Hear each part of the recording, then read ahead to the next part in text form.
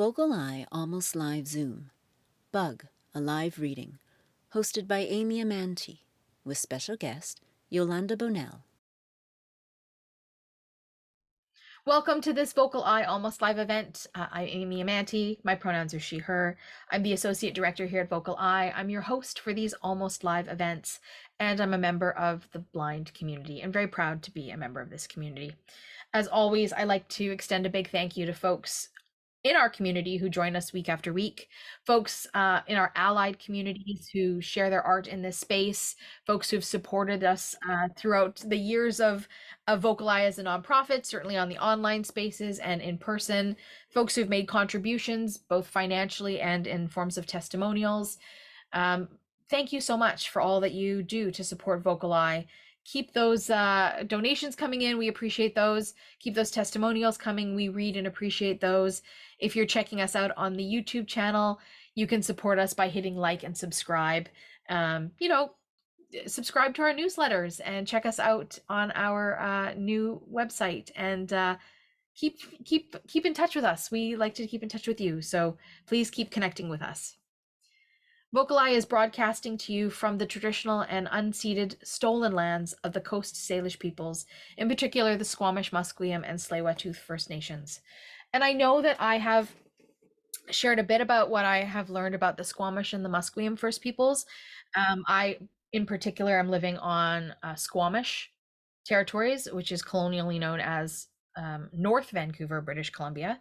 And so I was doing a little bit of reading because I shared a bit about the Squamish Nation, and I've shared a bit about Musqueam, but I haven't done a lot of sharing about Tsleil-Waututh folks. And so it prompted me to do a little bit of reading, and I came across a really what I consider to be a well put together website that was created by the Tsleil-Waututh Nation. And I want to just read from you an excerpt from that website. There's a ton of really beautiful information here. So I would sit here all night and read the whole thing to you because I think it's really important information. But here's what I want to share with you about this. And so the Tsleil-Waututh First Peoples, the people of the inlet, that's what Tsleil-Waututh means, people of the inlet. So this is the information I found, and I'm reading it as a quote. Okay, so I didn't write this information. So it says, our oral history tells us that up to 10,000 Tsleil-Waututh members lived in our traditional territories before contact with Europeans. Our ancestors' survival depended on cycles of hunting, harvesting, and preserving food, and on trade with our neighbors. Originally, our great nation was about 10,000 strong, a distinct Coast Salish nation whose territory includes Burrard Inlet and the waters draining into it. Our people lived by a seasonal round, a complex cycle of food gathering and spiritual and cultural activities that formed the heart of our culture. In winter, community members congregated in large villages located in sheltered bays. Shed-roofed houses up to several hundreds of feet in length were divided into individual family apartments. Our people subsisted largely on stored, dried foods gathered and processed throughout the rest of the year. Winter activities included wood carving, weaving of blankets from the mountain goat wool, and participating in spiritual ceremonies. In late spring, families would disperse to set up camp on virtually every beach and protected cove in Tsleil-Waututh territory. The people transported planks from the winter houses by canoe to construct smaller summer structures. From these base camps, they made excursions to hunt and fish and gather food. They used these to become the resources that were seasonally available and to preserve food for the upcoming winter. During the summers, they also fished for what was considered the most coveted of salmon. the sockeye, and they did this on the Fraser River during mid-July to early August. During this time, they also harvested berries and dried food, and used this time to visit with neighboring villages, to exchange news about relatives, and to form new alliances. And so there's something interesting to me about this relationship building piece as I'm reading this. This connection to the land, but there's also this connection to relationship building. And I'm a settler person. And so for me, I think about like the oral history that's been shared, and just this short excerpt on this website of the Tsleil-Waututh peoples and their connection to the land, and their oral history that that they've learned from the peoples that have come before them. So what it prompts for me is this connection to relationships and the connection to the sharing of resources. And it makes me think about how little that happens today. And maybe it's because we have a different connection to what a shared resource is, which prompts me to think about the fact that there are many in Canada, Turtle Island, that don't actually have access to things like running water. Many of these communities are comprised of Indigenous peoples across this country. And so if we don't really know how to share resources and build community around them, I think we're missing out on a really valuable practice of relationship building. So I too am as a settler person trying to think about how I can connect, how I can consider like the things in a modern day, like where my food comes from, because I go to a grocery store and I pull it out of a piece of plastic like everybody else does. I didn't harvest it, I didn't grow it. I don't have a relationship to the land that it came from. So how do I reconnect to those things? So as I continue to do my work as a settler person and connecting to these lands, as I learn about relationship building, as I learn about connecting, and I guess as I think about how I can build a relationship that feels genuine to me, to where we have come from, and how people had taken care of this land before we got here, before settlers got here. My offer to you is to do the same.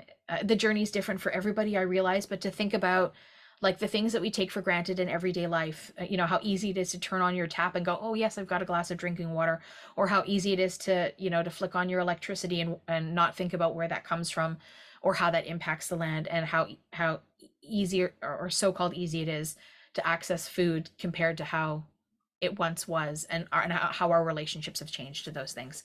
So it's a complicated thing for me. And the more I read about these oral histories from peoples who were here before us, their relationships to these things have very much changed. And I continue to think about how I can reconnect, because I have never experienced what it's like to have these original relationships. And so what that looks like for me is an unknown, but I continue to try and seek what it looks like to have a better relationship where I don't take these things for granted. That's the end of my complicated thought with this, but I thought I would share that with you all in hopes that you all consider to think about these things instead of taking them for granted, because this world is changing, and we are changing within it. And I think we need to respond to some of these changes before one day we wake up and we've taken for granted everything and it's gone. So welcome to Wednesday, October the 18th, 2023. In the space with us this evening, we have returning, and I would say very special guest, Yolanda Bonnell in the space. Tonight's our 132nd offering of Almost Live, and Yolanda's going to share with us a live reading tonight. So let's invite Yolanda into the space. I should say back into the space. I'm back, baby. You're back. I was going to go into that. You're back from outer space, but that's not that works too. It works too. I'm in Aquarius. I'm basically in outer space most of the time anyways. So it's been a while. The last time you were in the space was when we did the shared play of My Sister's Rage, which was, I think, one of the most impactful things that we've shared in the space. Certainly for me, I was very impacted by that. So thank you again for bringing that to the space. Yeah, miigwech. Thank you for having me again. How have you been? What have you been doing in the months since that has happened? Oh, so much, Amy. So much, because it's never ending.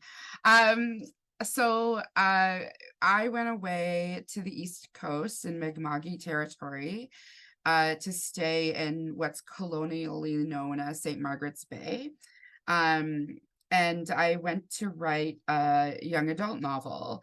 It all sort of came to me in a dream one day, and I was like, I have to write this book. Yeah, so I went away and I put myself into sort of like ceremony and worked and wrote this book, and was like very fortunate enough to know some people in a publishing company who I was doing audiobook work for. uh, and um and I got some so I spoke with them, and we had some meetings, and they were interested in the concept and set me up with an agent, and so now I have a literary agent. And and so it's out, it's the second draft of it is off being read right now by the publishing company, so we're just waiting to hear back. So that was a big thing. I actually just finished a reading, what I call an active reading of my two-part play series, The Eighth Fire. We just did part one. And actually, I haven't told you this yet, but the whole thing about writing it right now is that I'm trying to write it with blind and low vision folks in mind. So the characters are actually like storytelling what they're doing or what some other people are doing. And I learned a lot from Alex Ballmer. We did a week-long workshop. I might have talked about this last time, called Blind Imaginings. And it was it was dealing with how, like, from the get-go, when you're writing scripts, to be able to incorporate the accessibility aspects into the script writing. So I really took that to heart with this piece, and I really wanted to like challenge myself to add to it, because I think a lot of people think it takes away from it. And I actually think it's the opposite. I feel like it adds so much richness, especially with this story where it's very meta, and everybody knows they're a storyteller. And so yeah, those are the two, I think, big things that I've been sort of like working through, and yeah, just always writing, workshopping, teaching and stuff like that. So yeah, it's been a busy time.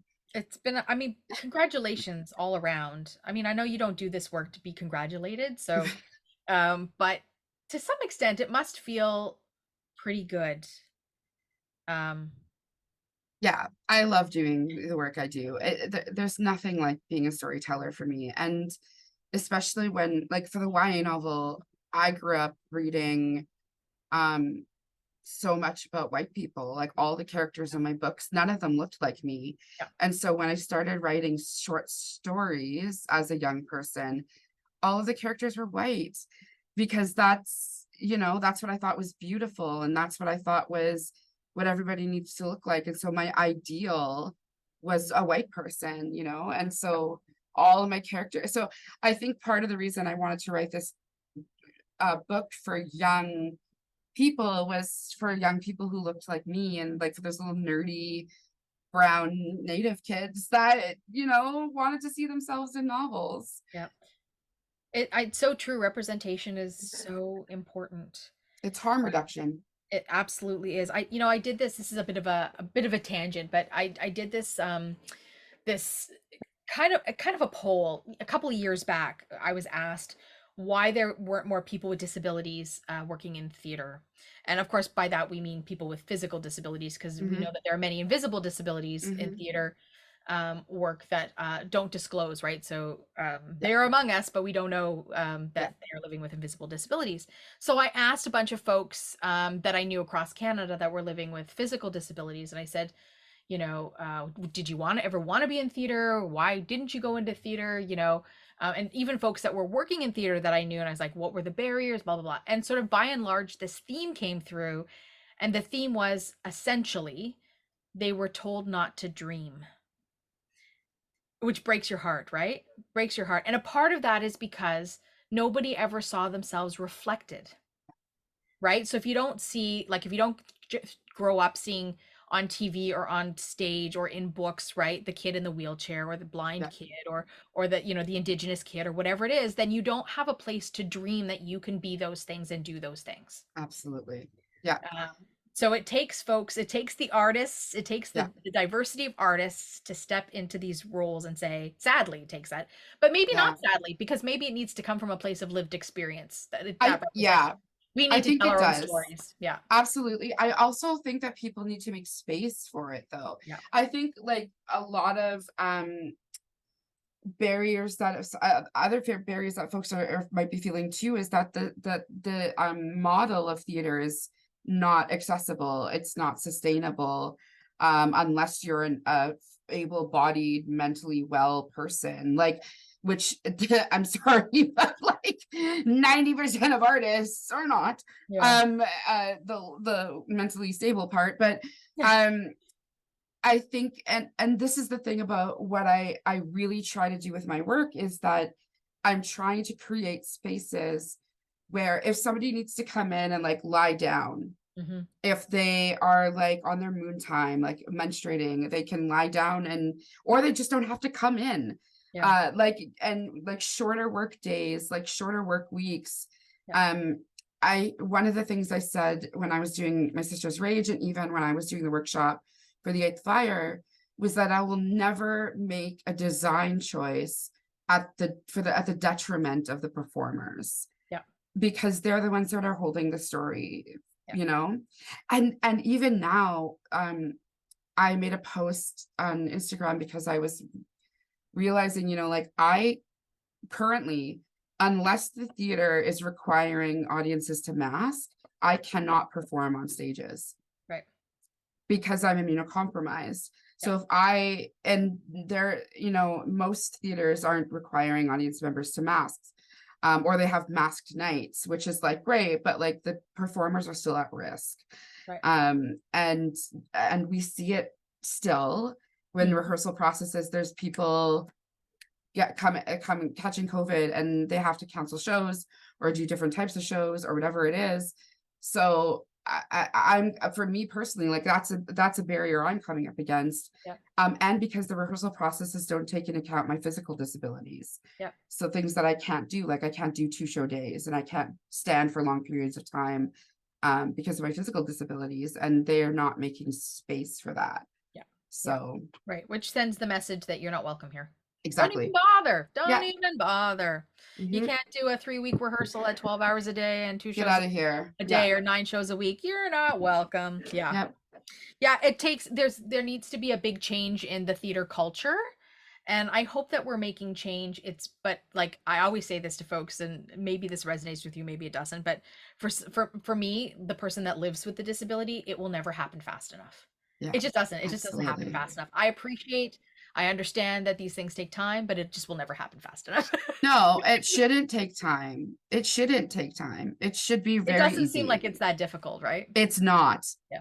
I'm just saying. Yeah. I can if me if Yeah. I can run a space Yeah, that's right. Yeah.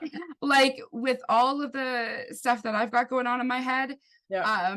every day, like the things that I'm coming up against trauma wise, if I can run a space that is safe for my communities, Yeah. anybody can do What's it. your Like, excuse? Yeah. yeah, for real. Well, we know it's capitalism. It's That's because true. of money. Yeah, it's so true. Um, okay, I mean, we could talk about this all I night. know, I Get know. you and This me is in a what space happens with together. you and me. I know. We could talk about this all night long. But what happened earlier this evening was that you were at an awards ceremony, and I want to just touch on that because congratulations on that. But tell us a bit about this award you were nominated for. Yes. So I was nominated for the Toronto Arts Council Indigenous Arts Award, which recognizes Indigenous artists for their contributions to the community and within their arts practice and beyond. And so there were 3 of us, and we were all Indigenous women who were recognized, and then they choose a winner from the finalists. And so we were all honored today, and it was really, really sweet. I didn't win, which is fine. I was gifted a blanket, like I was blanketed by an elder, Wendat elder, which was a deep deep honor, and I was gifted medicines by the elders, and a blanket ceremony is a really high honor, and I've never been honored that way before. And so for me, that was way more important than like the money or like the prize or whatever. I just like felt very affirmed in my work for my community. And I think as like an Indigenous person who, like, I grew up on the res, but I was disconnected from my culture. It was a forced sort of, you know, like I didn't know anything. And so to take all that time to come back to my culture and then to do some really deep work, and even feeling like fraudulent because I didn't grow up knowing how to smudge. I didn't grow up having any of those things. So when I re-engaged with them, it took me a long time to feel like I was worthy of using medicines that I should have been using from the get-go, that like my people have been using for hundreds and thousands of years. So I think to be gifted the blanket and to be recognized by elders was I'm not even upset about not winning. Like that was enough for me. Yeah, it was very special. And it's nice to be like, I don't know, it's nice to be recognized in a way where I'm like, oh, right, like I'm doing the right thing. I'm on the right path. I'm doing the good work that my ancestors, I think, wanted me to do. So yeah, that feels really nice. Well, I'm certainly, I mean, congratulations from me. It feels Thank you condescending much. to say that I'm proud, but I just, No, I appreciate I that. really, I, I love the bones of you, Yolanda, and I really do. So I'm a big fan of you as an artist, and I, I, I would have you in this space over and over and over, and we may have you again because you have lots of work to share. Please So, do. um, Yes. so tonight you're going to share with us a live reading, but this is a little bit of a different thing because this is it's a staged reading. So tell us how this is different from like an excerpt from a novel or an excerpt from a short story, or so. How is this a different type Yeah. of reading? So this will be, I guess, I think that to say that this would be closest to like an audiobook reading, but also lifted a little bit. Like I'll lift it. And I guess what I mean by that is like, I'm not going to full out perform it because it takes a lot out of me, this play. But I'll lift it off the page. So I will be putting like character voices in a little bit, and like, but also the stage directions will be read. So I'll be reading those as well. And I'll do my real best to like make it really clear as to who's speaking what. But the stage directions are really helpful to understand what is happening at those moments. So this piece of work has a lot of movement in it, especially in the moments that get poetic. The idea in a lot of my work being that the style changes when the character is experiencing a particularly traumatic moment. So when trauma hits the body, the words aren't enough, and so the prose turns to poetry, and then the poetry is not enough, so then it enters the body. And so it's like, what does your body say that your voice can't, and vice versa. And so sometimes I had to be very like specific about what I was putting into the script in terms of movement, because I wanted to give people the creative license to create their own scores, but also some of them needed a specific theme. So you might hear me say something like, she moves to the idea of rubbing tar off her body or something like that, like just to get the sense of what that might look like in your head. Yeah. So I like traditionally like, so if folks in this audience aren't used to what a staged reading is, or what it is to have like a script, you would perhaps give this to a group of actors and a director, and they would take this and they would lift the words off the page and they would follow these, Absolutely. right? So it's kind of, it's the storytelling blueprint in a way. Yeah. And you're going to read all the characters and you're going to read the stage directions, which will help us paint the picture in our mind. Absolutely. Yeah. It's meant to be solo. It's a solo work. Yeah. Yeah. So that's the thing we've got going for us right now. It's solo work. But yes, that's exactly it. Normally we would have somebody else reading the stage directions and I would be doing the acting. And yeah, so for I loved stage reading. I love play readings. It's one of my favorite things to to listen to a play being read, or to be able to read a play, like in cold read. Yeah. So fun. I mean, I listened to the audiobook version of this and I actually found it really beautiful to listen to.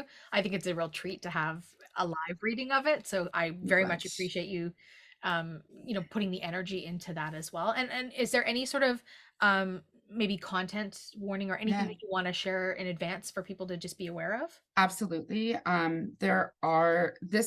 will be honest, like this is probably the hardest play of mine to go through as a performer, and to hear as a witness, or as an audience member, um, because of the content. So there is some talk about like addictions. There's a lot of addiction talk.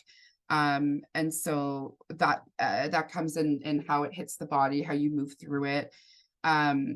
There's self-harm, there's talk about self-harm, colonialism, of course, strained familial relationships, I would say, and police brutality, violence, and like violence on the body. So there's some difficult imagery, difficult yet important imagery to understand the life of Indigenous women in contemporary Canada, and what not all of us, but a lot of us go through. Mhm. Thank you. Yeah. I think that's one of the reasons why I invited you into the space to share this piece, because I think that there's an important message here Yeah. in terms of representation, in terms of the ask of settler folks to acknowledge and to listen and to Mhm. right.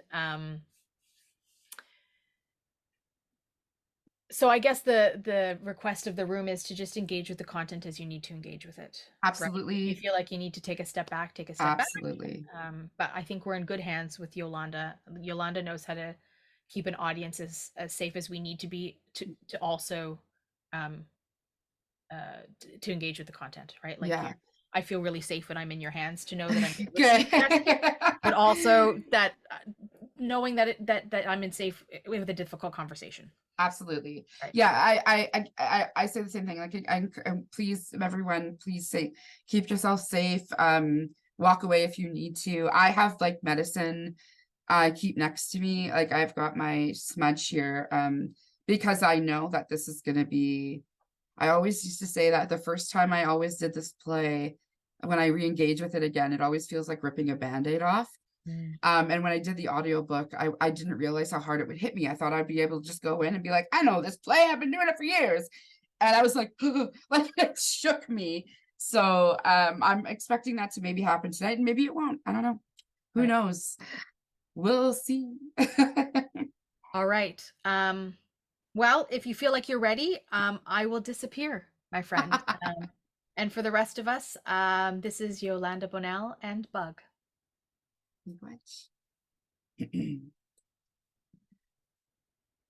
Bug. Circles. Drumbeat. Ancestors move through time and presence themselves, conjuring our story. The ancestors dance. A tree grows and dies and grows and dies and continues to cycle. An elder speaks. What you don't understand is where it came from. You don't understand why. The root that grew into a tree of poison and self-loathing. What you don't understand is how difficult it is to navigate the branches when everyone wants to cut down the tree. The tree is sick. What you don't understand is that the tree is sick. The poison cycled so much it became embedded into our bark. Sickness was planted in us, and we are trying to get well. Everything is heavier, harder. What you don't understand is that trauma set us up to fail, like the policies that failed. What you don't understand is how resilient we are. What you don't understand is how important it is that we live. Keep living.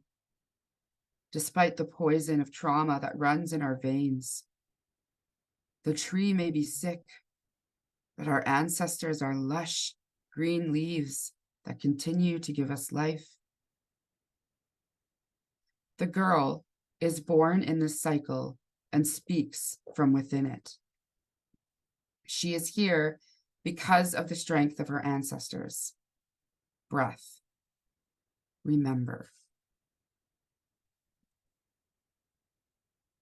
Hi. I'm scared. I'm scared that she's going to forget me. That she's going to forget my eyes, my hands, my touch on her skin. I'm afraid that she won't hear my voice, you know?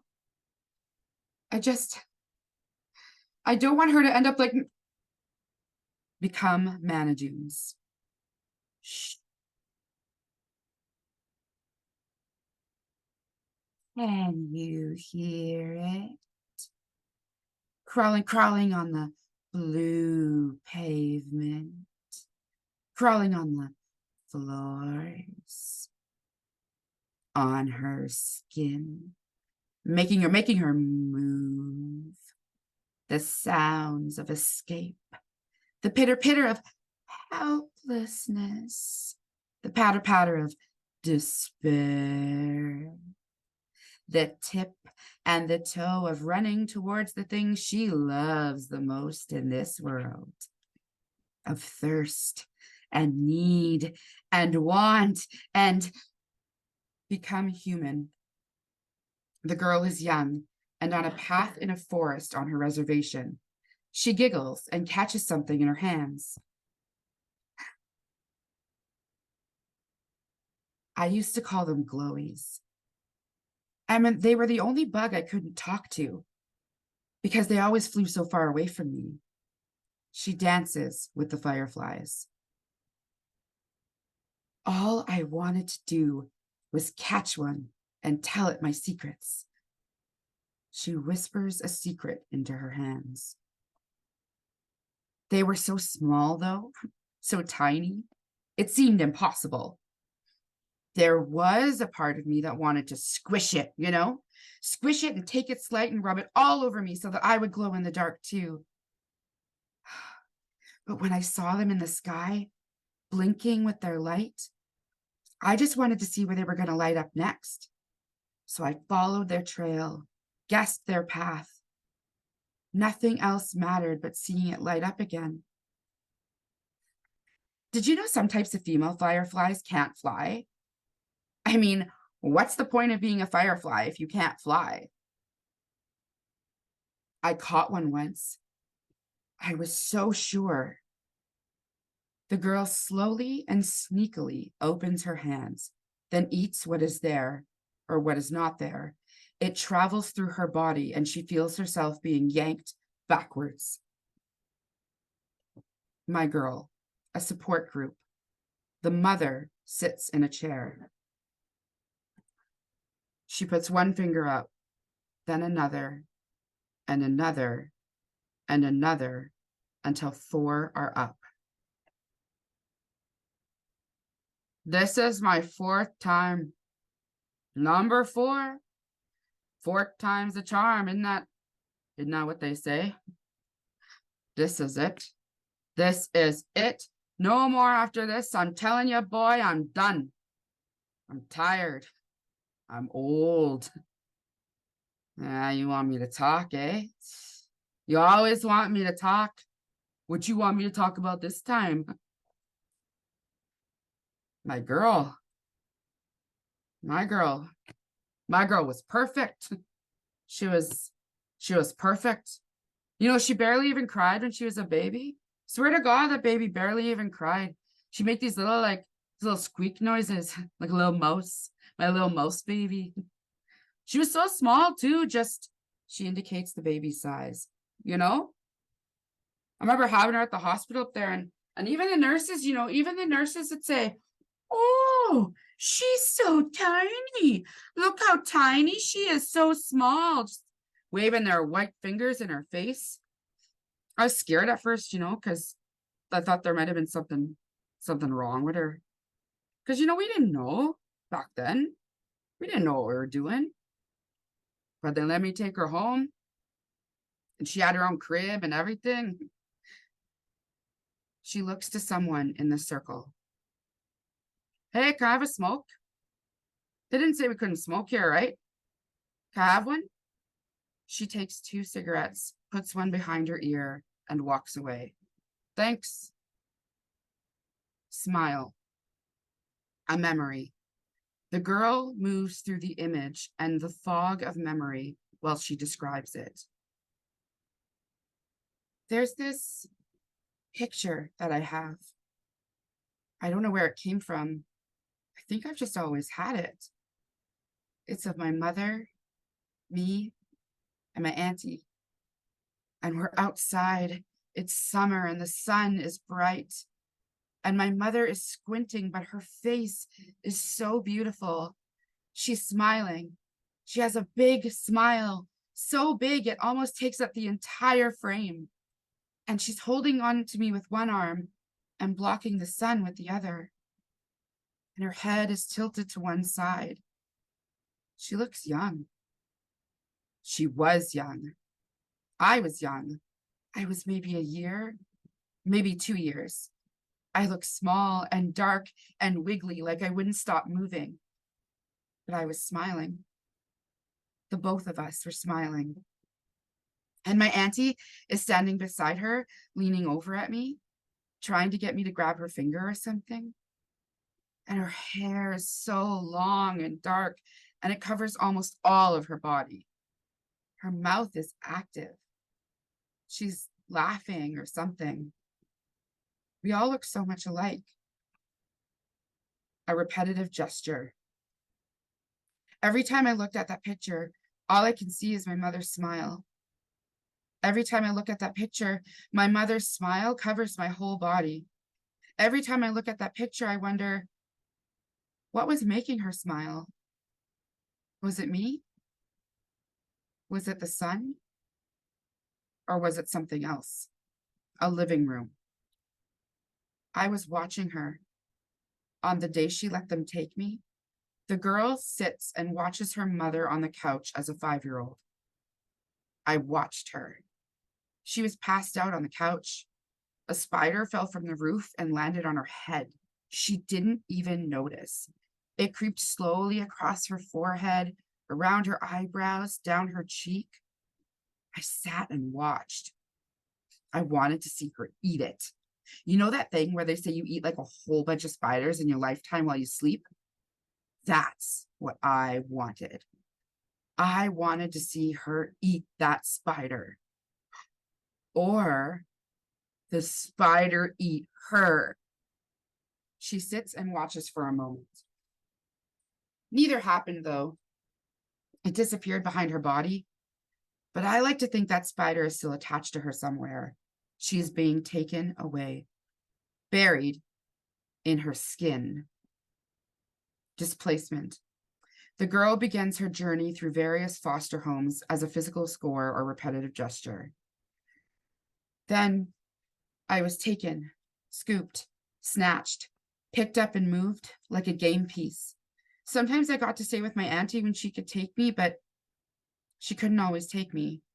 Taken, scooped, and snatched, picked up and moved somewhere else. No one ever noticed me. They didn't see. They didn't care. Sneakily. I could do whatever I wanted. She reaches for the beer on a high counter. She physicalizes through gesture each potential new addiction. I had my first taste of beer when I was 8. It was disgusting. I was drinking wine and vodka when I was 12. They didn't care. I had my first cigarette when I was 11. I picked it out of the ashtray on the coffee table and had to light it on the stove. I didn't even cough. I was chain smoking less than a year later. They didn't see. I smoked my first joint when I was 14. My foster sister handed it to me. She said I didn't have to, but I wanted to, so I did. I fell in love with the feeling. They didn't. I tried my first. She is yanked back. When I was, she is yanked back. It made me feel, I feel She is suddenly somewhere else. Confusion. I feel like I'm supposed to be doing some. Become Manadoons. Shh. Do you hear that? It's so loud, loud and pounding, those raindrops, thundering sobs from the dark blue sky. I made it across the room before it began, but not before I tasted her, infected her. She doesn't know I'm here yet. It just takes so long to crawl, to slither. I wish I had wings instead. Become human. Ants. A bedroom. I used to hoard food under my bed so that Pat and Henry, my foster parents, wouldn't catch on. So okay, the girl sits on her bed. And one night I would make myself a sandwich. No, but like a stacked sandwich. Then I would grab a plastic grocery bag and fill it with all sorts of shit. It was just a big bag of food. And I stuffed whatever I didn't eat under the bed. I had half full bags and bags with crumbs and loose bits of things I didn't eat. It was a food bag graveyard under there. And I just never did anything about it. They just kept piling up. Of course, a smell crept in from God knows whatever food was under there, but Pat never came in to check on me, so no one really noticed. The girl slowly spreads herself out as the ants carry her away. And then, one night, I was lying in bed, and I realized I was watching an ant on the wall, and then two, and a third one. I imagined a horde of them trying to carry my big body back to the hill to consume me. I sort of wished for it. How many would that take? Thunder. She wakes up from a nightmare and almost falls out of bed. Auntie. Comfort. My auntie. She used to sing me to sleep at night when I stayed with her. Because nightmares. A lullaby. I would wake up screaming. She would tell me to pray to make them go away, that the nightmares weren't real. Then she would tell me not to worry, that our ancestors were watching over me so that nothing could really hurt me. So I would say the Our Father, I would say the Hail Mary, and she would tuck me in and sing. Anangus, waskuse, Indo wendem wanengin. It's pretty much the only Ojibwe I know. No one else taught me any of it. Manadoons begins creeping up through one of her hands. My mother, she is again yanked backwards. My mother, humiliation, a support group. The mother sits in a chair. I watched her. I used to watch her play in the yard. Her dark hair just curly, you know? Those curls, she don't have them no more. I guess she must have grown out of them. They grow up so fast, eh? So fast. She looks to an audience member. Hey, you got kids? Well, let me tell you, boy, they grow up fast. And it's tough, you know, trying to raise them right, trying to build them to fight back, fight everyone in this racist city we live in. You know, someone spit on me once. Yeah, spit right on me while I was sitting on the corner, just trying to make some coffee money. Drunk, bogan, slut. His friends laughed. There's something so humiliating about being bullied by teenagers when you're an adult. I just wanted to get up and fight them. I wanted to fight all of them, just fucking knock them the fuck out. But I didn't. I just sat there in my humiliation with spit on my sweater. Didn't even wipe it off. Quay. a memory. I was 12 years old when I felt a penis for the first time. My boyfriend took my hand and placed it on his crotch and held it there while it got hard. And it felt like a stick or something. And then I got scared that it was going to break off in my hand. And I did not want to be that girl who broke off her boyfriend's penis on the bus. He was a few years older than me, but I always looked older than I was. And when we did it, he was like, "Ooh, never been with an Indian before." And it didn't hurt. You know, it felt good to be wanted. That's a feeling I remember. The feeling of being desired by anyone. I began to crave it. A movement score to all the boys. Dennis lived down the street from me. He liked to choke me when we did it. Randy went to the rival public school. He kissed too much. I always left with my cheeks wet. David was a friend of my cousin's who came to visit for the summer. He didn't like to look at my face. Mitchell was a carny who only liked to look at my face. Aaron always gave me hickeys, so people knew that I was his. Scott only wanted blowjobs. Ian liked to hit. Brad always bit and violence. She is forced to bend over. Breath. But I let them. I let them all use me up, hurt me, love me. She is being pulled slowly across the floor by her braid.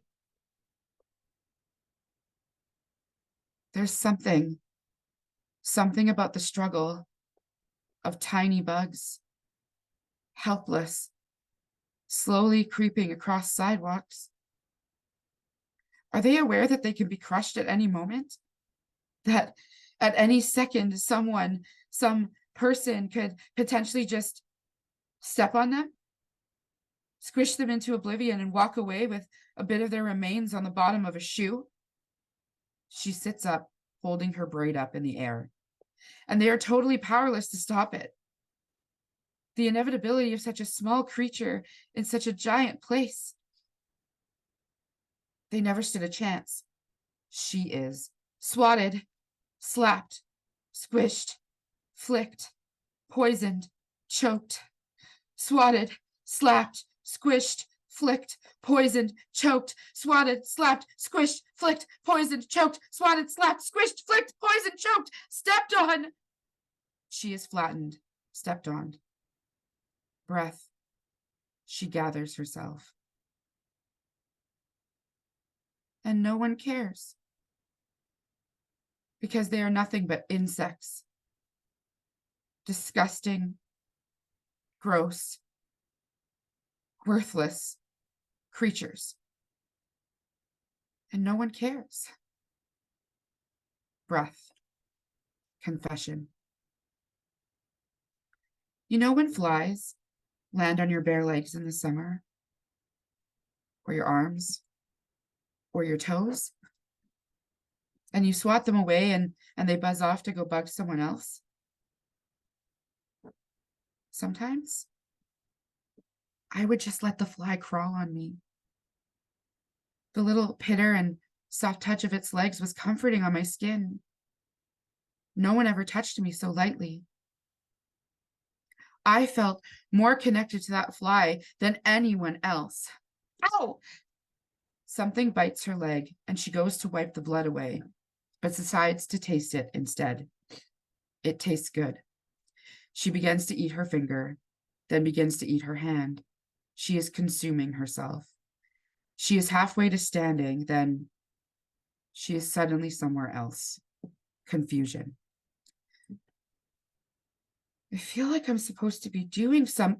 Become Manadoons. Shh. Can you hear it? The sound of skin on skin. The screeching of fingertips dragging, of blue nails digging in. the shuffling of hand over knee, of knee over hand, the stretch of her desire. It's sinking into her now. She's soaking in it, dancing in it, drowning in it. She's drowning. Escape. Become human. You have a car? She runs and sits in the passenger seat of her boyfriend's car. He had a car. He had a car and an apartment and drugs, and I was 15, so I fell in love with him.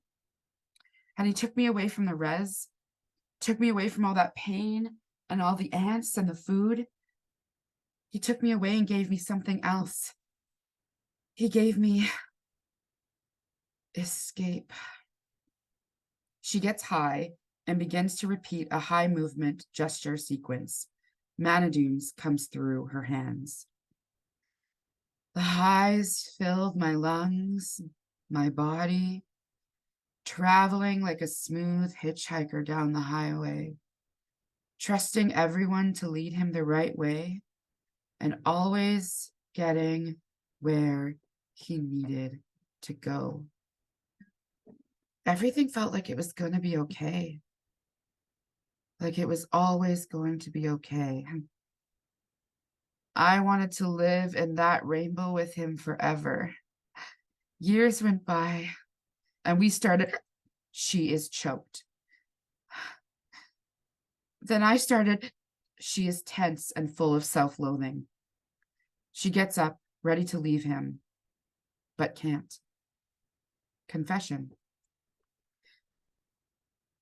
Sometimes I would just sit, like for hours, on the kitchen floor, because it was like safe, you know? I spend a lot of time on the floor. Sometimes it's just easier to stay there. She repeats the high movement. And then the waves would come and wash over me with that fuzzy, numb relief. Sometimes he would sit with me. Sometimes. But it wasn't enough.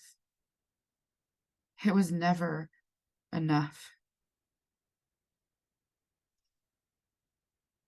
Did you know that when you're abandoned, no amount of love is enough? I just need movement score. How many ways does colonization make us hurt ourselves or turn on ourselves?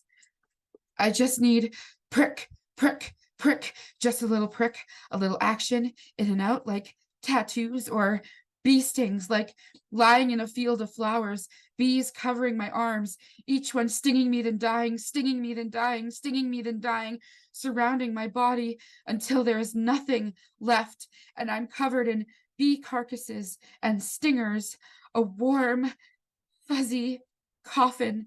It's like I can't get enough.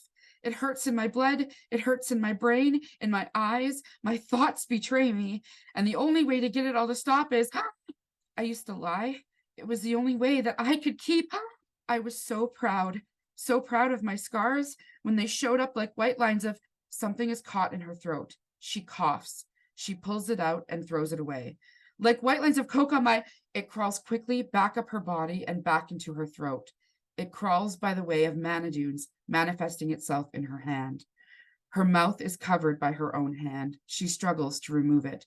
Her mouth is covered. Her mouth is covered. Her mouth is covered. On my arms, rush of endorphins. Calm. It was the first real thing I felt like I accomplished on my own. She moves her hands down her body. Ladybug. Her baby is born.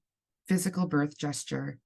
She cups her hands together, holding her baby as if it were a tiny ladybug. Until she came along My little ladybug. It made me fatter, but I didn't care. I didn't even know I was pregnant. Ever funny, eh? She circles the witnesses and shows them her new baby. She was the most beautiful thing I ever saw in my whole life. She was perfect. Perfect. She breathed new life into me, and somehow she became my escape. She became my rainbow.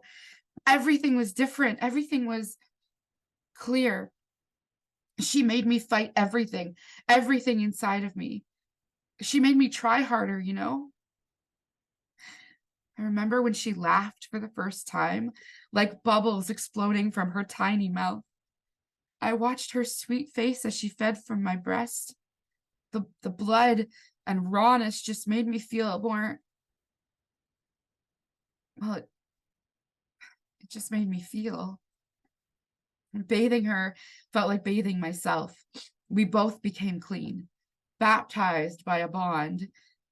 And she loved her baths. I would sing and she would splash and giggle. She begins to bathe her daughter and sing. Anangus, waskuse, indo endamawanagin, awite wasagijikun, debishko, waskuse. She takes her out and holds her. I wrapped her in blue blankets, swaddled like she could have been the baby Jesus. She was mine, and I loved her so. The baby is taken from her. She was 6 months, 3 days, and 5 hours old when they took her.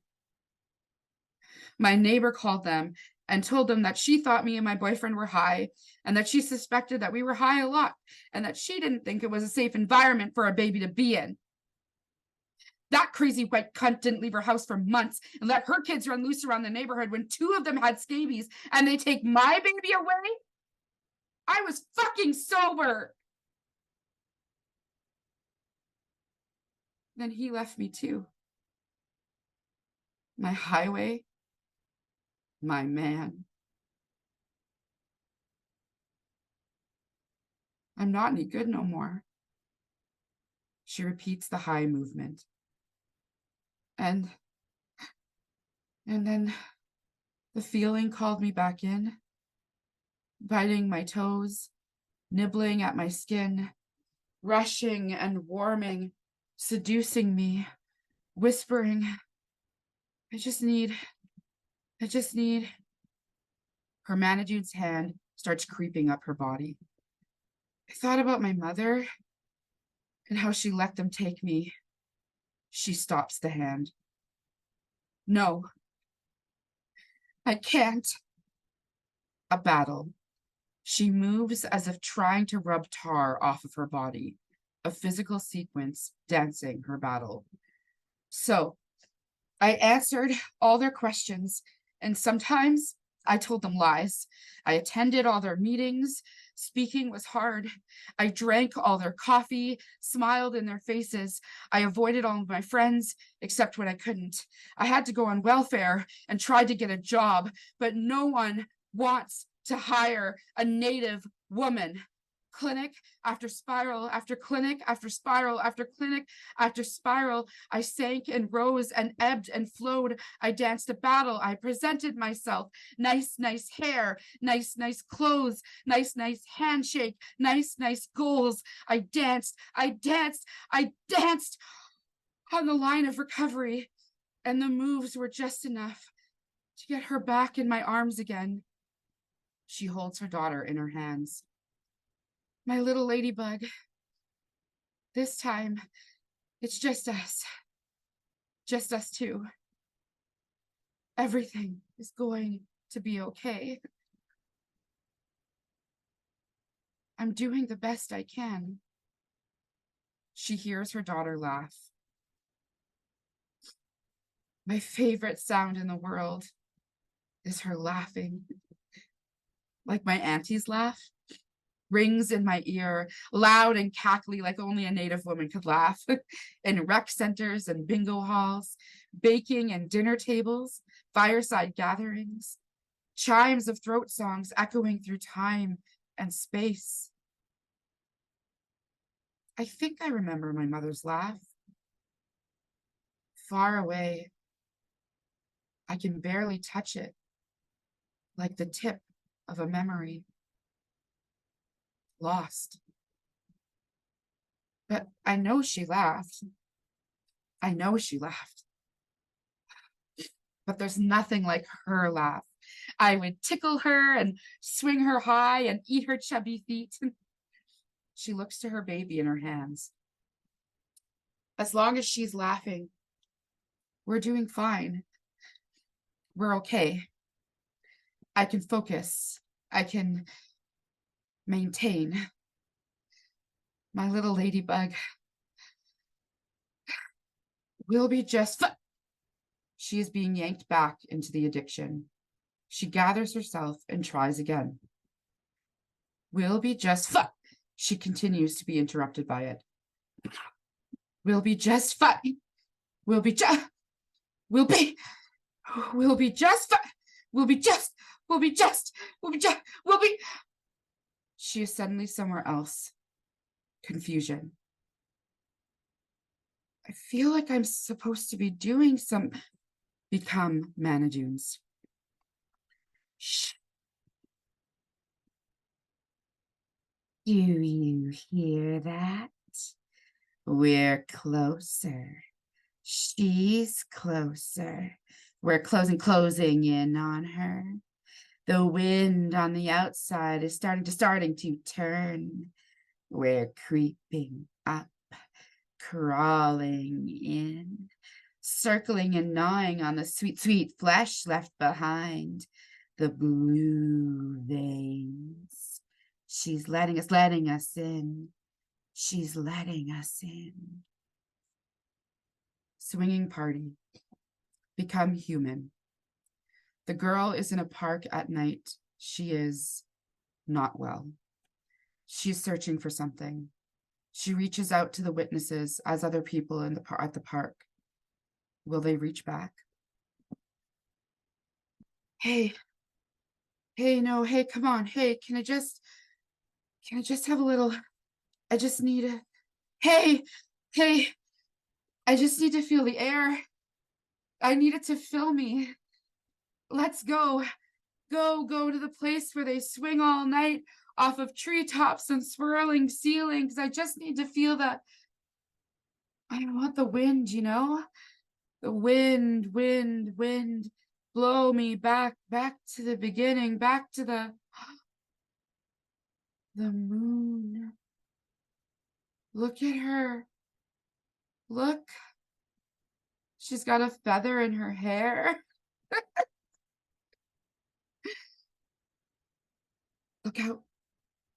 Look out for the traps. They feed them poison to bring back to the queen. Did you know? Hey, let's go. Come on. I'll only take what I can replace. I just need to feel good again. Fill me up. I am a bottomless well. I just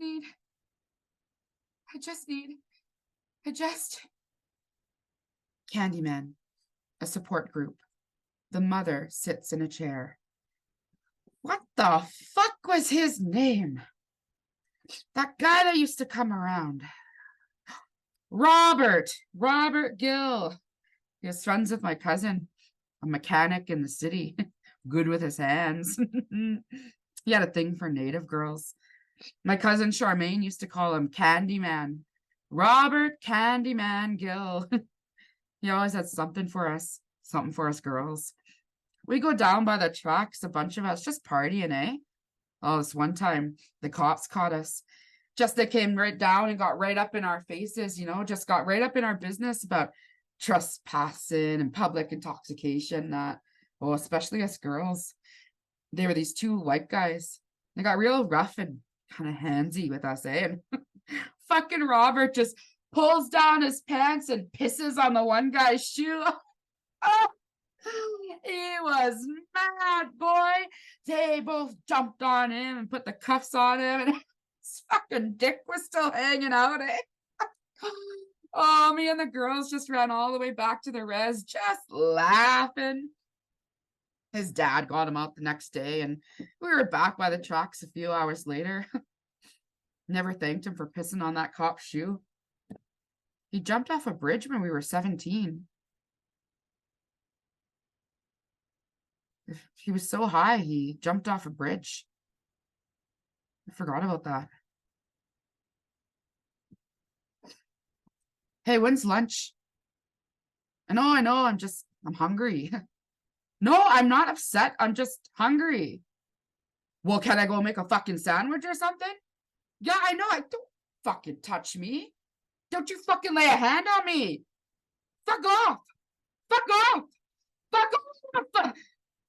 She is grabbed and wrestled to the floor by security. Wings.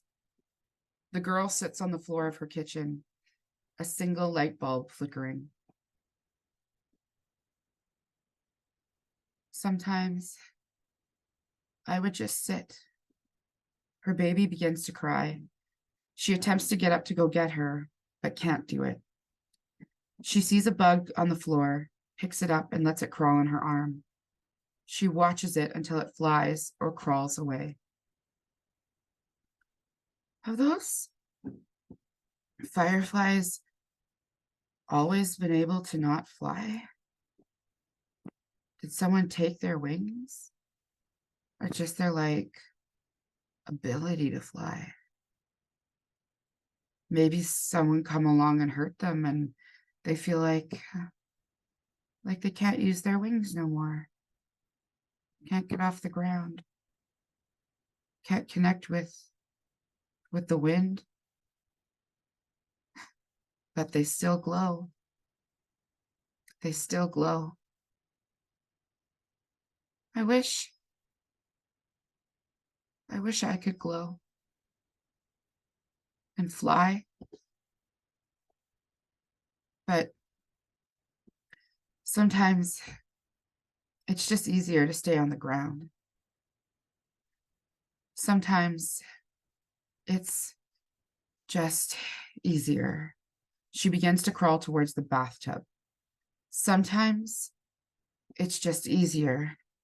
Manadoon slowly begins to take over, her voice and body wavering in and out between creature and human, a battle. Sometimes it's just sometimes it's just sometimes it's just sometimes it's just Manadoon's wins. Shh. Do you hear it? The ticking, the talking, the splashing, the wailing, the blood boiling in every pore. She is thrashing here at the blue doors and windows where we live, where we dance, where we dwell and die. Shh. We live on the inside now. Tired. The mother wrestles the men off of her and stands. They ain't gonna give her back to me. Can't stay sober long enough. Never could. You know, they let me see her once. Yeah, my girl. She got so big. She was so beautiful and smart.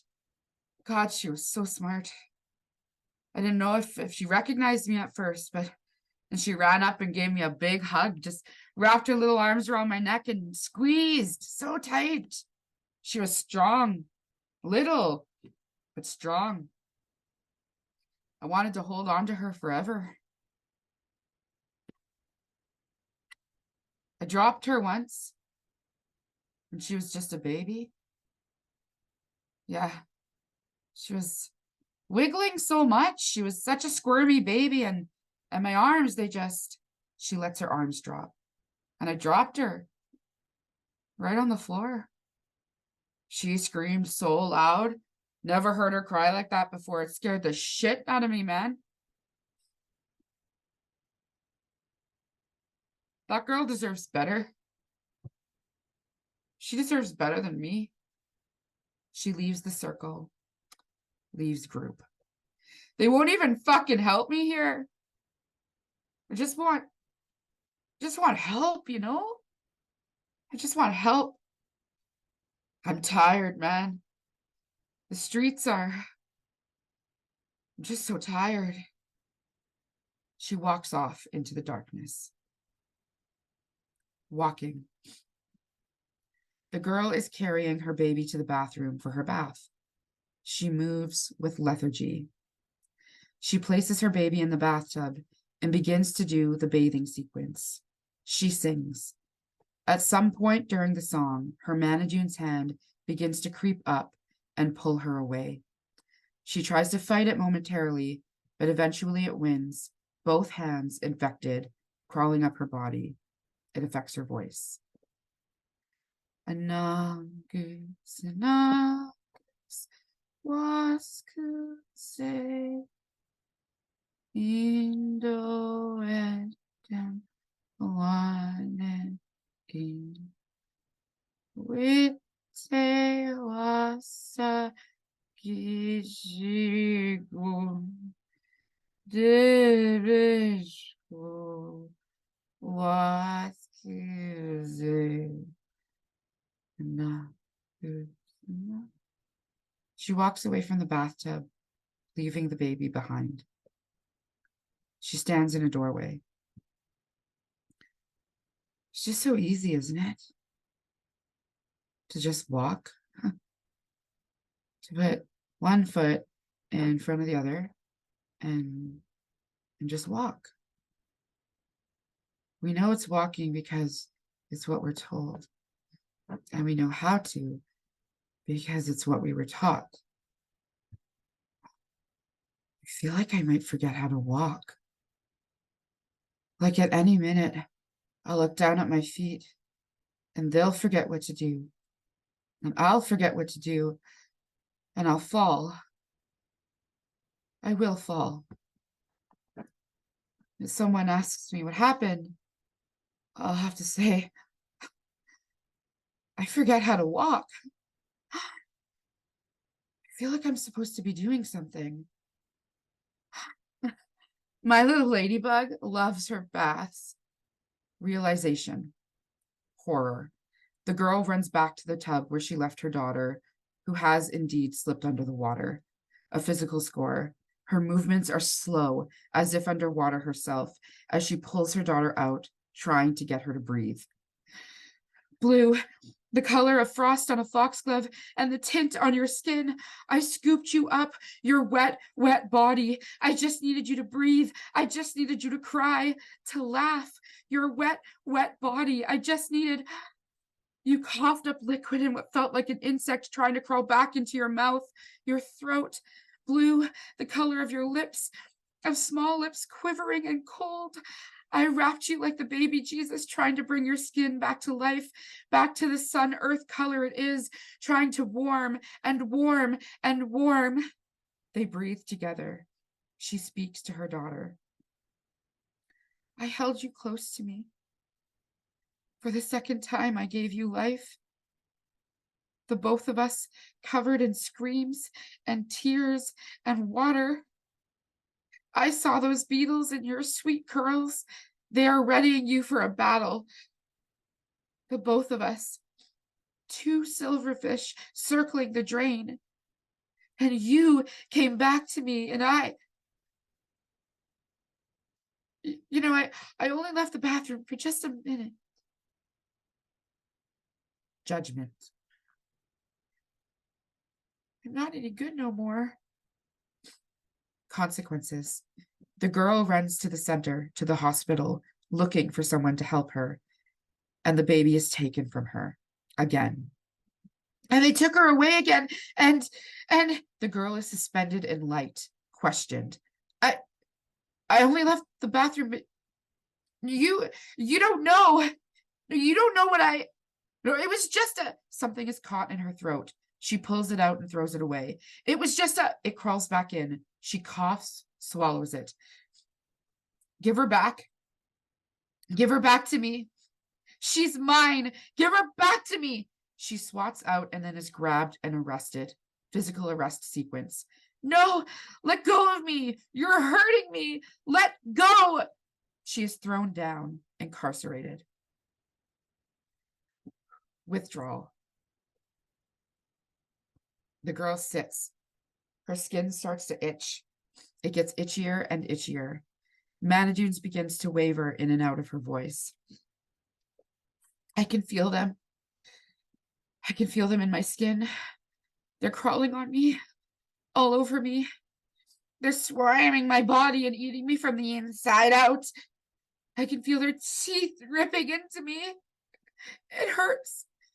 It hurts. I want my, it hurts. You're poisoning me. You're covering me with roaches while I sleep. I choke on them in the morning. I can't breathe. I can't breathe.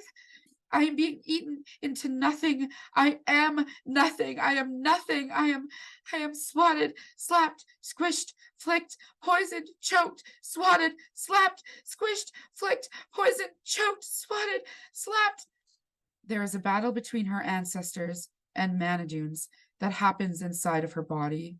She extends and contracts. She suspends, lifted and dropped, beauty and trauma all at once.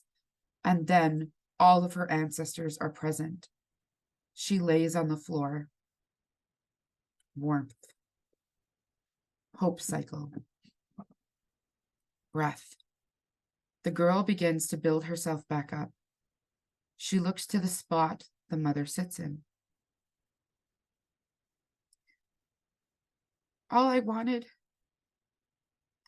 was to love my baby the way that I wasn't. But that's what everyone says, isn't it?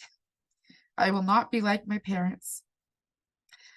And then one day you wake up and you look at yourself in the hallway mirror or catch yourself sweeping the floor a certain way and you realize you are just like them. She climbs into the same spot as the mother and sits. A support group. Hi. I'm scared. I'm scared that she's going to forget me. That she's going to forget my eyes, my hands, my touch on her skin. I'm afraid that she won't hear my voice, you know? I don't want her to end up like me. But I'm going to fight. I'm going to fight for her. Because I know that when you're abandoned, no amount of love is enough. She deserves enough. We all do. Niminanja, my girl. Niminjanawes. The girl dances, an apology, an acceptance, a move forward. It brings her home to heal. Home. She walks the same path she did in the beginning. Slowly, as she speaks, ancestors begin to reveal themselves. There's this path in the woods near my auntie's house on the res. This is where I used to try and catch them. The glowies, the fireflies. There's a point in the middle where you can stand and not see any houses no matter which way you look. Like I can look over there and know that my cousin's house is there, but I can't see it, you know? It's just trees and birds and rays of sunshine in the day and a little moonlight at night. And those fireflies. It's quiet. It's peaceful. It's home. And I want to bring her here someday. My little ladybug. When I want her to see this and feel this and know that not everything is shit. I need her to know that her ancestors are lush green leaves that give her life. My auntie used to tell me stories and I I never really paid attention, but being here, a drum beat. I can hear them. I can feel them. Here, they've been here the whole time. She hears her ancestors. She basks in their strength and love. She grabs something from the air. She holds it up in her fist, circling. And now, I swear, I'm glowing in the dark too. I am glowing. I'm glowing. She goes to open her hand, but it goes dark before she does. Fireflies flicker in the dark. Oh.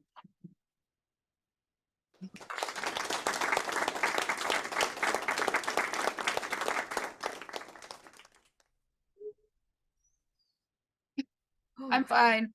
I was just gonna say, how can we take care of you in this moment, Yolanda?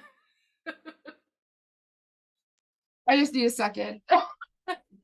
I'll tell you the thing about this play, like, and I said it to you earlier, I haven't done this in a while, and every time I do it for the first time, sorry, every time I do it for the first time, it feels like something gets ripped open.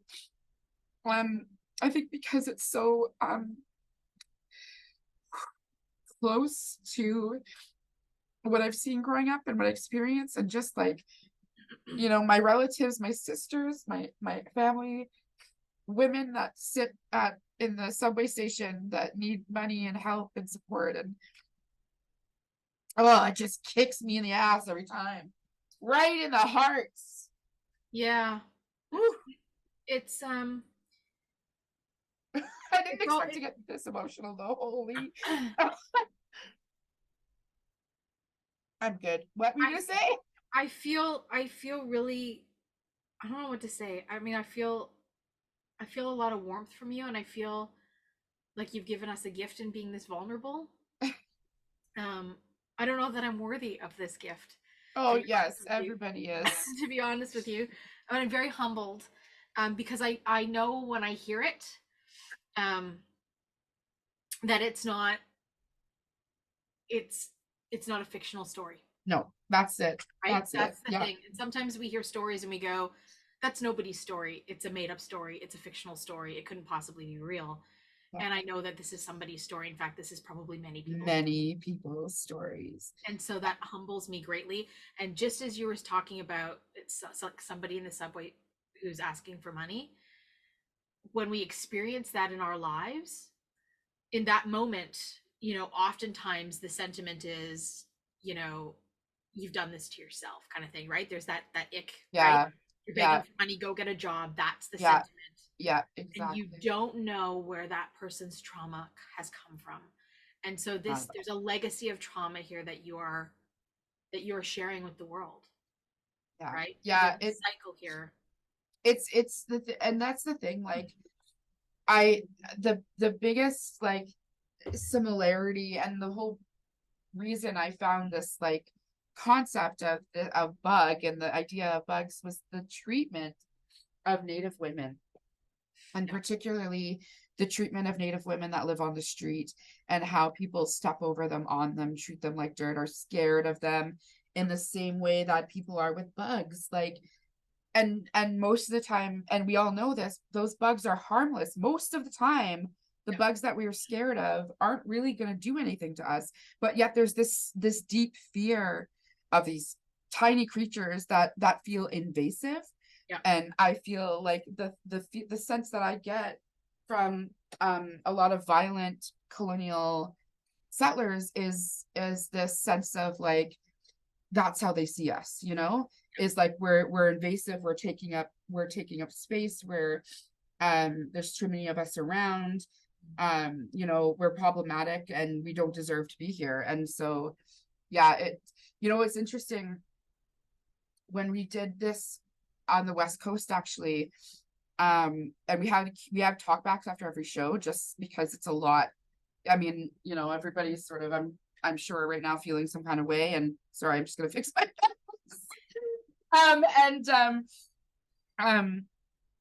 and during the talk back, this guy this white guy was like, he was sitting next to the mother character. So the mother sits in the circle with the witnesses. There's a rock that is her chair, and she interacts with the people beside her. And this guy was sitting beside me, and during the Q&A, he was like, yeah, I had so much fun with her. Like, she's someone I would go have a drink with, or someone I would go play pool with. And I brought it up later on. I didn't say it directly to him, but I was like, a lot of people here are saying stuff like that. But I asked you, are you talking to those women? Are you asking them out? Like, are you talking to them on the street? Do you actually engage with them? Right. Or are you saying that because because right now you know that I'm an actor and that I'm jabbing you, but like, is that something that you would really do? So I'm always curious about what people are taking from this, and how they reflect, like how they're reflecting on themselves and what they do, and how they can, sort of change the stigma about us. There are small acts of, I don't even want to call them kindness. It's like small acts of dignity that we can bestow on fellow human beings. Absolutely. In this world. So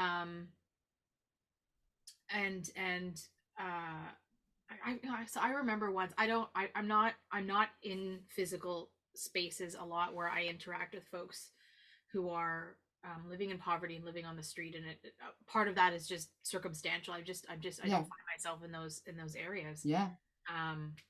And a part of that, it happens, honestly, is privilege, is where I live. I mean, that doesn't mean that I live in a rich mansion anywhere. I certainly don't. No, definitely. There are levels of privilege. There are levels of privilege, but there are places of town that I just don't pass through on a regular basis. But I was working down in the Gastown area for a period of time in my early 20s. And just as I had lost my sight when I was 23, I happened to be visiting a restaurant down in that area for it was actually my 24th birthday. So when I was working down there, it was a restaurant I went to frequently when I worked there, and I wanted to revisit it. So I was with my mother and my brother, and it was the first time I was using my white cane in public, and I was kind of embarrassed by it because all knew. Yeah, inner ableism. And I didn't know what I didn't know, right? Like, absolutely, I had grown up with this idea that disability was bad, and I was feeling very bad about it. Yeah. So we were walking to this restaurant. It was on Columbia and like Water. And there was an Indigenous woman with a white cane, and my mother was watching her, and she was having difficulty crossing the street, and we didn't know what to do, Yolanda. We didn't know what to do about that. She was a person who was at the intersection of marginalization. And this was really our first. I mean, this was 15 years ago. This was our first intersection of what do we do? And so we approached this woman, and we said to her, can we support you across the street? Because I said to my family, I would need this help. If it was me, I would want somebody to stop and say, can I help you? Can I offer you assistance? And she took our assistance, and we assisted her where she needed to go, and we parted ways. And it's one small act of dignity. That's all it is an act of dignity. Because otherwise, somebody can get hurt, somebody can be, whatever it is. And it doesn't take much to be able to do that. But as a person who navigates this world without my sight, I walk past a ton of people in my day who could use my assistance, and I don't even know it. Don't know it. Right? Absolutely. And do I carry that guilt? Maybe I do a little bit. Like, had I not been with my family that day, I may not have noticed this individual, because it was them that pointed it out to me. So what are those of us who do that want to be in support and in allyship, but don't have the ability to, like, I don't know. Are there other ways that we can engage with community and share in acts of dignity? I don't know. Well, and I think it's just a matter of like, I think sometimes all it takes is just being like, you see somebody, and if they need money, not being like, oh, what are you using this money for? Or, it's not avoiding eye contact with people. It's like, not just stepping by them, being like, hi, what do you need today? Do you need some water, or do you need some masks? Do you like, if you are able to support in any kind of mutual aid way, that's a great way, especially because the amount of houselessness amongst Indigenous people is ridiculously high, and is probably one of the biggest atrocities because it's our land, and there's like no place for folks to live. And around here there's like in Allen Gardens there's like camp setups, and there's like medicine circles and teepees there because they're highly populated by Indigenous people. And what's really messed up in Ottawa especially, there's a really high level of houseless Inuit folks because of the Inuit relocation program, which is where they took a bunch of Inuit folks and relocated them further south and displaced them from their natural land, and most of them were for residential schools. And they had like tags that were called Eastler tags. If anyone, the Eastler Eskimo, yeah, they had tags that were called e-tags, like a collar tag, like a dog tag, like a dog collar. And so that's how they were identified, were by these tags. Okay. And that was part of the like, yeah. So there's a lot of stuff like that happened. And so now in Ottawa, there's like a high level of houseless Inuit people because they relocated them and didn't give them any place to go afterwards. So like we see this across the board, and the other thing is like we did this was wild. We did this in Victoria, quote unquote Victoria, at a small theater. And I remember the first performance, my body felt like I couldn't stop sobbing after the show. I couldn't even go back out. Like I just was like my body was heaving with sobs. There was something, I tapped into something that I'd never done before. And the healers, because we always have healers at every show, because, and I usually don't need them myself, but that day was like, they had these big cedar boughs, and they were like, it was the Sultan Laylam Society, which is in, I think, Victoria, and they're a substance recovery center. And so they had two healers there with cedar baths, and they just were like hitting me with the boughs and being like, it's not yours to carry. It's not yours to carry. And so that was really helpful. And then after we left, we found out that that space used to be a shelter. And where I was performing used to be where they would sit and do the groups and tell their stories. And so all of that energy in there from all of those women, it was a women's shelter, all of those women who were probably predominantly Indigenous were there while I was performing this piece. And like, so it was, I think so that whole experience was like so embodied and so difficult, because it was like, I was working with energies that I didn't even realize were there. So how many times do you think you've performed this piece? A lot. I can't even, we toured it.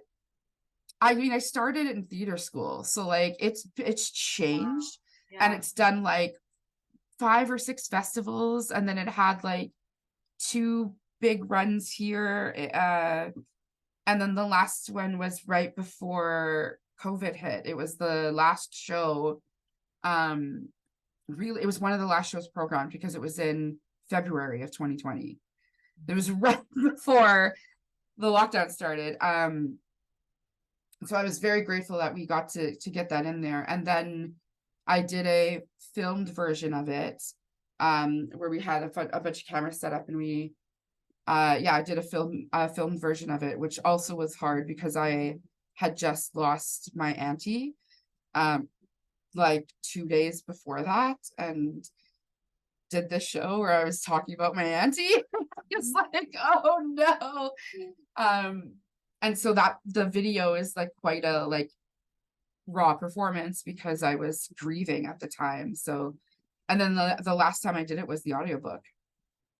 So in all the times that I think what I noticed is that you were smudging. Were you smudging after this performance?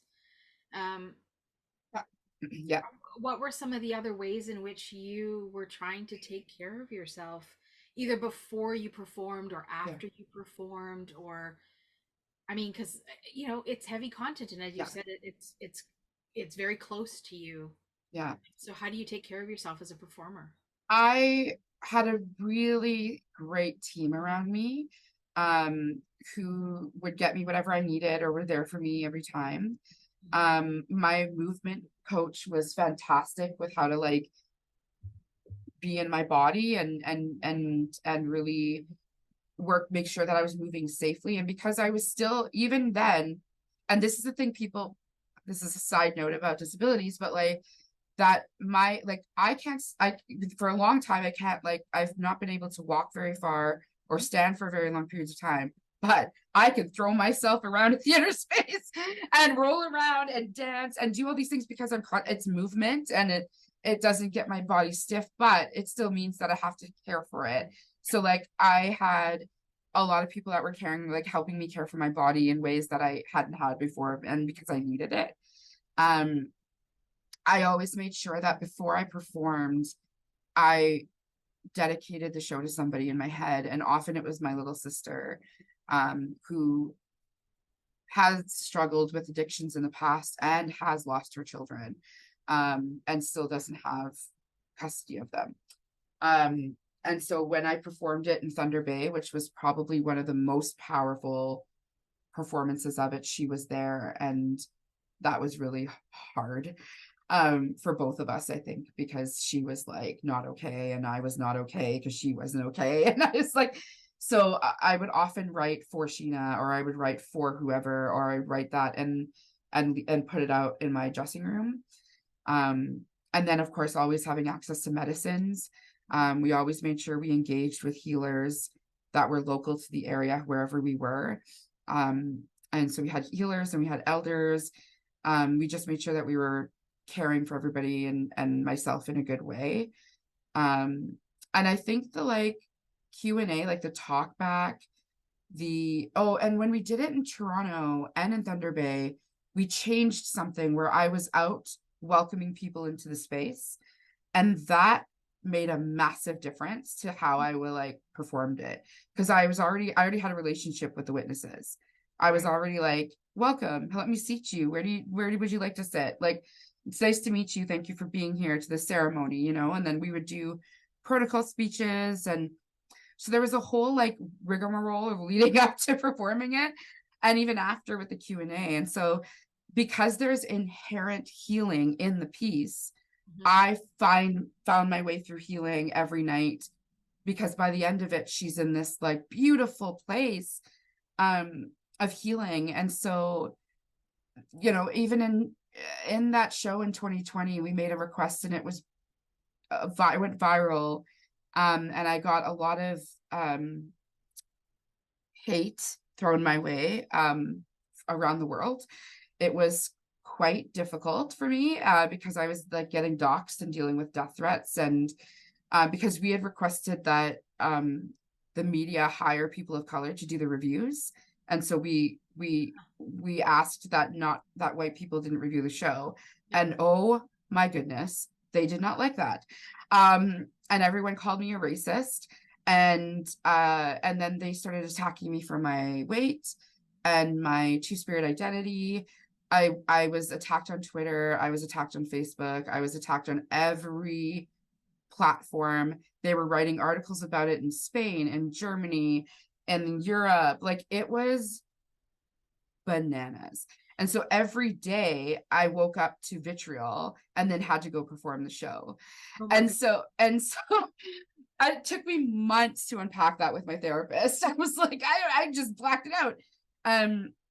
And part of what it was is like, because the journey of healing is in the text. So by every night I was like, oh, I'm fine. Right. Only to wake up in the morning. Only to wake up in the morning. So I just didn't do anything in the day. I just laid in bed and let myself just like rest and not worry. And then I would go and do the show, and then I was okay again. Like, it was the other thing that helped me heal, which was a really beautiful thing, was that we engaged with a deaf an Oneida interpreter, ASL interpreter. She's a deaf person, a deaf Oneida woman, and many of her members of her family are also deaf. And so we worked with a whole team to have the interpreter sitting in the audience, and Amy was on stage with me. And so her and I worked out choreography on the stage so that she would move, I would move, and then I would move, she would move. So it was incorporated right into the piece. And we did that. We did 2 or 3 shows of that. And her family came, and it was like, they spoke at the end, and her mother was like, I have never been able to see my daughter perform this way. And so like being able to like understand the content and be with both of you in the content, it was so important. And the fact that she is also Indigenous was so massively important, because often with interpretations, it's like you get whoever you get, right? But when you get to engage with people from your specific communities, it's so special. Wow, that's really impactful. Thank you for sharing that. For folks in the Zoom room, if you have thoughts or questions about the piece, Yolanda is generously offering. I'm here. Share. So please use the raise your hand function. We'll call on you.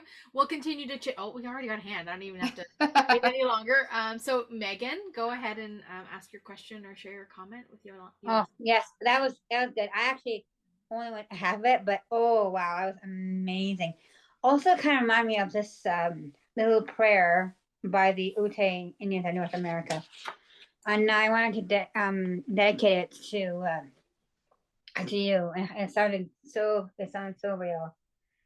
I didn't even look at that either. It said, "Earth teach me to stillness as the grasses are stilled with light. Earth teach me suffering as old stones suffer with memory.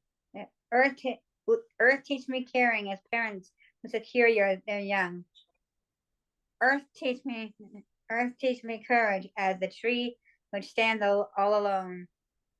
Earth teach me limitation as the ant which crawls on the ground. Earth teach me freedom as the eagle which soars in the sky. Earth teach me resignation as the leaves which die in the fall. Earth teach me regeneration as the seed which rises in the spring. Earth teach me to forget myself as melted snow forgets its life. Earth teach me to remember kindness as dry fields weep with rain." And that was that one. Miigwech, thank you so much for sharing that. That's really You're beautiful. welcome. That was from the Ute Indians of North America. Oh, that's gorgeous. Because I have that in my Unitarian book. I have some readings, one from Black Elk and one from the Ojibwe as well, and yeah. Nice. Black Elk as well. Miigwech, thank you so much. You're so welcome. Thanks, Megan. Oh, you're welcome.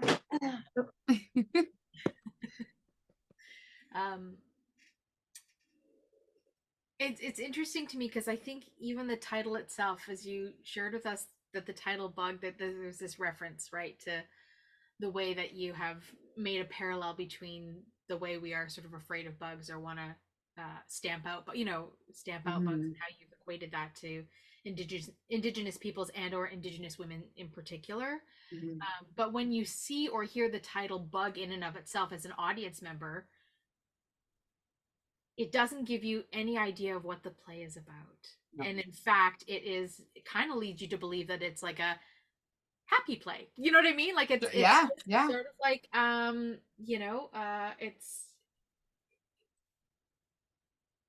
so was that part of was there a part of you that was like, was there a part of you that was interested in that sort of that play on it, and that unexpected twist, if you will?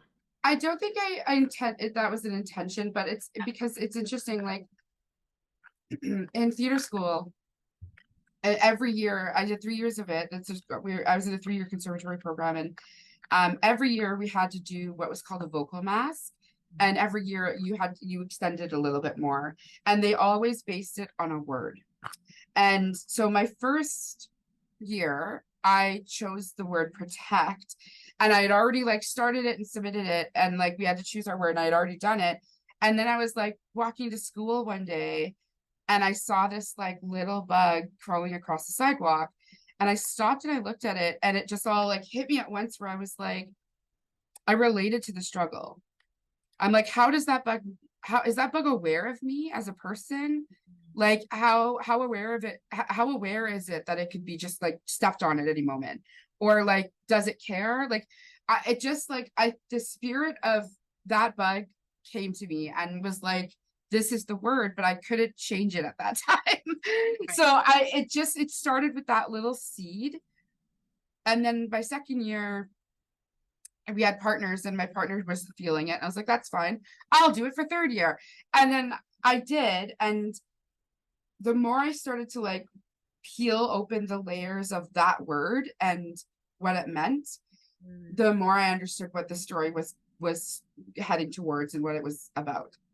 And even at the time, I didn't inherently know that the allegory was so strong. At the time, I think it was in me, but I couldn't articulate it properly. I couldn't put it into words, what exactly it was that I wanted to say.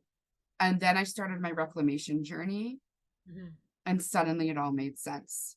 And when I started to unpack my own and like racism, like internalized racism and the racism that I experienced growing up in Thunder Bay at the hands of like the healthcare system, school system, like every system that we had, I really started to understand what I was doing and thinking about my family and what I grew up around and all the women, like the mother's like voice and character comes from like people from my community.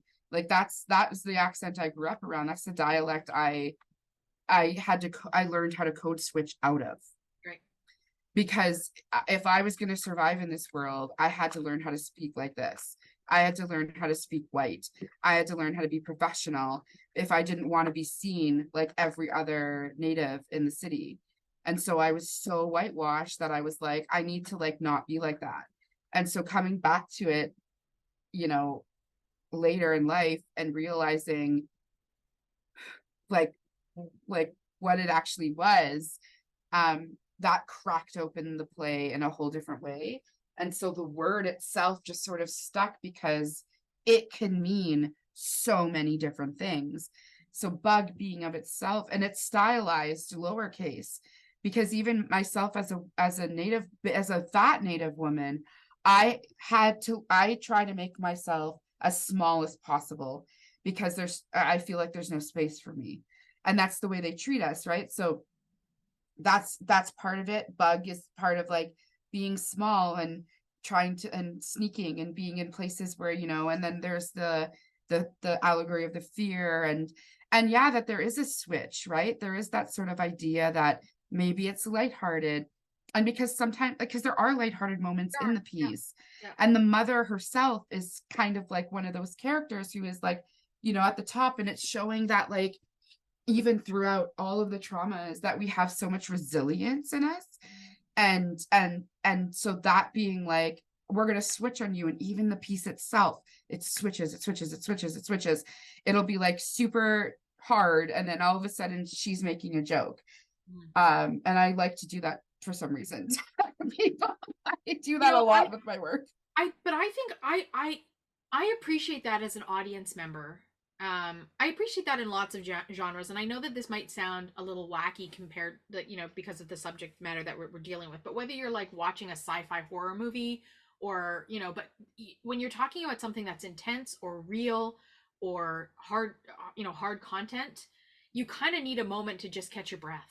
Absolutely. And so when that moment of laughter or joy or that switch comes in, you're like, oh, okay, I can catch my breath for a moment, and then we're back into now. This is real.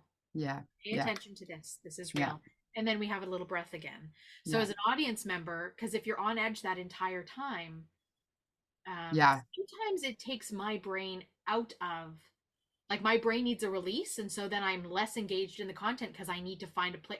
Like, oh, what do I need for dinner tonight? Because I need a break from this. Yes, and you disassociate. Content, yeah, that's a good word. I disassociate. And I experienced a piece recently where I think I did a little bit of that because I was too like, I'm too like on edge about the content, and I didn't have a space where I could do a little disengaging. That room for that. But the subject matter was really important. And so I'm confused as an audience member, right? With what to do. Well, I have a whole thing about trauma-based content. Yeah. This piece is probably the hardest one I have. And after I did this, I was like, we're not doing this again. Not this piece, but like, I'm not going to write this way anymore because I don't need to do it. Like, I want to write about the hard things, the hard truths, which is, my artistic partner Cole was like, I think that's the best way to put it, is that they're hard truths. Right. And I think it's important that we keep talking about them and writing about them, the traumas and the realities that we do go through, but that we don't have to show them, that there are different ways of talking about it and writing about it and demonstrating it, where we don't need assault on stage. We don't need to see people being assaulted. And that what you're talking about, which is like the roller coaster effect of it, like, let's give people moments to breathe and moments to release, because if all you're doing is triggering your audience, then what are you, I don't know. For me, it's not safe for the people watching, and it's not safe for the performers. I've had to do so much trauma-based character. I've had to play so many trauma, like, I've been thrown around on stage. I've been called names. I've had to like lose a baby. I've had to, like, there's all these things I've had to do. And my body doesn't know that it's not real. Yeah. My body thinks that it's really happening, but I'm like, it's going to be fine. But the physical toll that it takes on our bodies, and especially for Indigenous people to reenact our traumas on stage. Mm-hmm. Why? For whom? For what? Exactly. And like, when we were doing the 8th Fire, I had 2 comments that were, one of them said, it's really nice to play a Native woman, like a character that's not being assaulted on stage. It's really nice that I don't have to be, I'm not being assaulted, I'm not crying, that I get to be funny. And someone else was like, it's really nice to play a non-binary character that's actually like that's non-binary, because they're a non-binary actor. And they were like, oh, like, I'm seeing, like, I get to play my own, like, I don't have to worry about being a gender, like, I can just play the character. Yeah. So again, we're talking about that representation. It's a new level of representation, isn't it? Right? It's the very specific. Yep. I think about this with disability all the time, which is, there was a time where we're still in this minutia, right?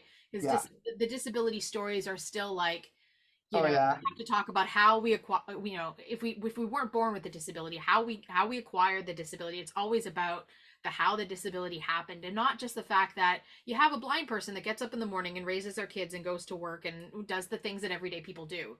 Right? That's the story, not the story that there was a tragic car accident and this thing happened and their life changed and a blah, blah, blah, blah, blah. Right? Yeah. So where do we start, where can we start telling the authentic stories where the trauma isn't the thing? Well, that the character can just be the character and not it be about who they are, what they, and what they identify as. Like, with White Girls and Moccasins, like, my character was just queer, and it was never mentioned. She never says it. She just is. She just is bisexual. And similarly with a lot of, like, even in the YA novel, there's like queer characters, 2-spirit characters, and it's not about that at all. No. Even My Sister's Rage, Tash, like, none of it was about their gender. It was just, that's just who they were. Because we need to start seeing characters in the real world where it's not about their trauma. It's like, they're just real people existing in real space. It's not about the teaching moment. It's not about, they just exist in this world. Because we do. Exactly. We're not going around telling our origin stories everywhere we go. Like, what is that? No. Yeah. This has been fabulous having you in the space, as always, Yolanda, and I'm always so delighted to have you in the space, and you're always so generous with your knowledge, with your gifts of the work that you do, and really the gifts of, like, there's no other way of saying it other than to provide us with some education in the space. And I'm very conscious of being somebody's teaching moment, but I think this is also part of the work that you do, right? Absolutely. Yeah. Is try and maybe bring people together. Yeah. That you do. And I very much appreciate knowing from you, joining in your artwork, learning from you, sharing space with you. I cannot wait to see what's next. I mean, I'm waiting for the YA novel. I know you'll email me and let me know, and we'll share with the community when that becomes available in an audiobook format. And who knows, maybe there'll be some other reading or something else in the space in the future. You never know. Absolutely. I'm really excited, whatever it is. Have a wonderful day, everybody. Have a good night, Megan. Good night. Miigwech. Thank you You're so welcome. much. Before you officially leave us, tell us the one story about, you were just saying that Bug was the last play that before lockdown. Yes. There was this thing that you were saying just before we joined. Yeah. Tell us the story. It was really beautiful. There was like, because people were missing theater a lot during lockdown, and so somebody was like, what was the last line in the last play that you saw in theaters? And because Bug was like a lot of people's last theater experience before lockdown, it was I am glowing. And that was the last word I spoke on a stage at that time too. So those two things were really beautiful, and that's what people were saying, or that was a memory that people held, was really special to me. And I think that line and the fireflies it stands out to me as for me such a strong moment, and for someone to leave with the line I'm glowing just feels really nice. It felt really nice to hear. I would love for folks to leave tonight with that sentence. Yeah. I am glowing. Hopefully there's no lockdown to follow. Yeah, no, we're But, we're good. But the I am glowing thing, I think, is a lovely note to take away. So thank you for offering that as well. Miigwech. Much love to you, my friend. All the best in the work that you do, and it won't be long before we be in touch again soon. Absolutely. Thank you, everyone. Miigwech for coming tonight. Good night. Good night. Bamaki, as we say. VocalEye, vocaleye.ca. Special thanks to our funders, the Canada Council for the Arts, the British Columbia Arts Council, the Province of British Columbia, and the City of Vancouver.